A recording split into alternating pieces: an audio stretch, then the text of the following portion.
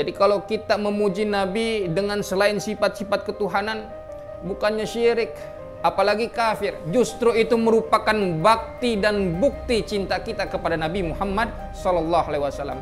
Dan itu pun merupakan bentuk takarrub, yaitu mendekatkan diri kita kepada Allah Subhanahu wa Ta'ala. Sebab pujian yang abadi itu berasal dari hati yang bersih, teruntuk manusia yang suci, manusia yang dimuliakan oleh Allah Subhanahu wa Ta'ala. Dan pujian merupakan bentuk yang nyata daripada kebahagiaan. Kebahagiaan kita memiliki seorang nabi yang diutus oleh Allah Subhanahu wa Ta'ala, yang senantiasa nabi tersebut dipuji, disanjung oleh Allah dengan pujian dan sanjungan yang tidak pernah diberikan kepada makhluk yang lain.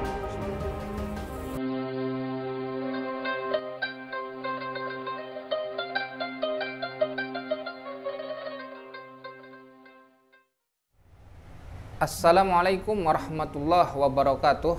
Alhamdulillahirabbil alamin. Wassalatu wassalamu ala sayyidina Muhammadin wa ala alihi wa sahbihi ajma'in. Amma ba'du. Kaum muslimin dan muslimat yang dimuliakan Allah Subhanahu wa Ta'ala, sebagaimana yang kita tahu bahwa Allah Subhanahu wa Ta'ala seringkali di dalam Al-Quran memberikan pujian dan sanjungan kepada Nabi Muhammad SAW. Allah Subhanahu wa Ta'ala memberikan penghormatan yang setinggi-tingginya kepada Nabi Muhammad sallallahu alaihi wasallam. Kama qala Allah Ta'ala, innallaha wa malaikatahu yusholluna 'alan nabi. Sesungguhnya Allah Subhanahu wa Ta'ala bersama dengan para malaikatnya bersolawat kepada Nabi. Arti solawat Allah kepada Nabi menurut Ibnu Katsir rahimahullah bahwasanya yaitu merupakan pemberian rahmat dan kemuliaan kepada Nabi. Allah Subhanahu wa Ta'ala memberikan rahmat, Allah Subhanahu wa Ta'ala memberikan penghormatan yang setinggi-tingginya. Bahkan Allah Subhanahu wa Ta'ala memberikan kemuliaan kepada Nabi. Maka daripada itu kita wajib menghormati, memuliakan Nabi sebagaimana Allah Subhanahu wa Ta'ala memberikan penghormatan dan kemuliaan kepada Nabi Muhammad sallallahu alaihi wasallam. Bahkan Allah Subhanahu wa Ta'ala memerintahkan kita untuk itu. Ya ayyuhalladzina amanu, wahai orang-orang yang beriman. Yang gak beriman gak dipanggil sama Allah, karena ini merupakan panggilan cinta dari Allah kepada orang beriman. Yang gak beriman gak diperintah sama Allah, karena ini merupakan perintah dari Allah kepada orang yang beriman. Sallu alaihi wasallimu taslima. Jadi sudah jelas ya, bentuk pentakziman, bentuk penghormatan kita kepada Nabi Muhammad SAW tidaklah dilarang oleh Allah Subhanahu wa Ta'ala selama penghormatan, pujian-pujian dan sanjungan kita kepada Nabi itu menjaga ketentuan-ketentuan syariat Allah Subhanahu wa Ta'ala. Yajibu alaina an la nasifahu bi syai'in min sifatir rububiyah, yaitu kita tidak boleh memuji Nabi dengan sifat-sifat ketuhanan Allah Subhanahu wa Ta'ala. Jadi kalau kita memuji Nabi dengan selain sifat-sifat ketuhanan, bukannya syirik, apalagi kafir. Justru itu merupakan bakti dan bukti cinta kita kepada Nabi Muhammad SAW.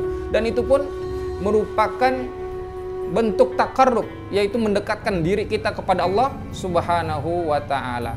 Sebab pujian yang abadi itu berasal dari hati yang bersih, teruntuk manusia yang suci, manusia yang dimuliakan oleh Allah Subhanahu wa Ta'ala.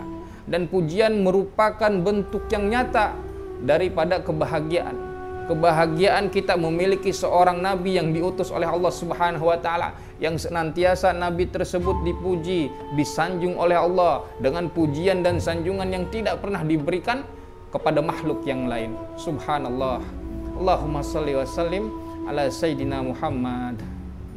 Ada satu kisah seorang ulama bernama Imam Busiri. Imam Busiri mendapatkan rahmat dari Allah, kasih sayang Allah Subhanahu wa Ta'ala lantaran memuji Nabi Muhammad SAW. Imam Busiri lahir di Maroko pada tahun 1213 Masehi, wafat 1296. Nama lengkap beliau adalah Syekh Syarafuddin Abu Abdillah Muhammad bin Sa'id Al-Busiri.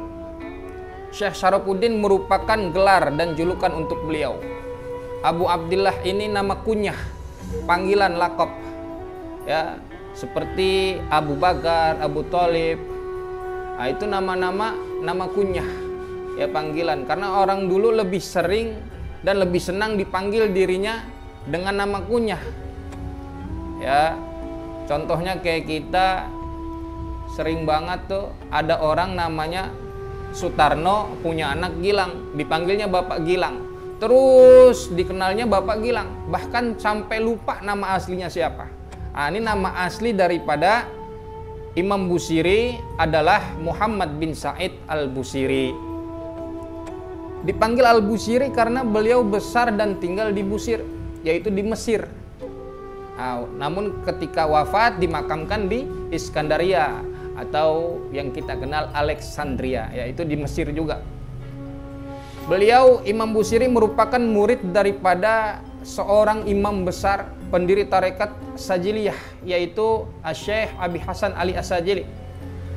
Imam Busiri kesehariannya adalah seorang penyair yang handal. Beliau juga seorang sufi, ya, membuat syair-syair yang indah dan juga dikenal dengan karya-karya kaligrafinya Imam Busiri. Imam Busiri merupakan ahli ibadah, seorang sufi, hamba Allah Subhanahu wa taala yang juga cinta kepada Nabi Muhammad. Namun ketika itu Allah Subhanahu wa taala memberikan ujian kepada Imam Busiri. Imam Busiri mengalami penyakit falat, yaitu penyakit lumpuh. Kalau kata kita penyakit stroke.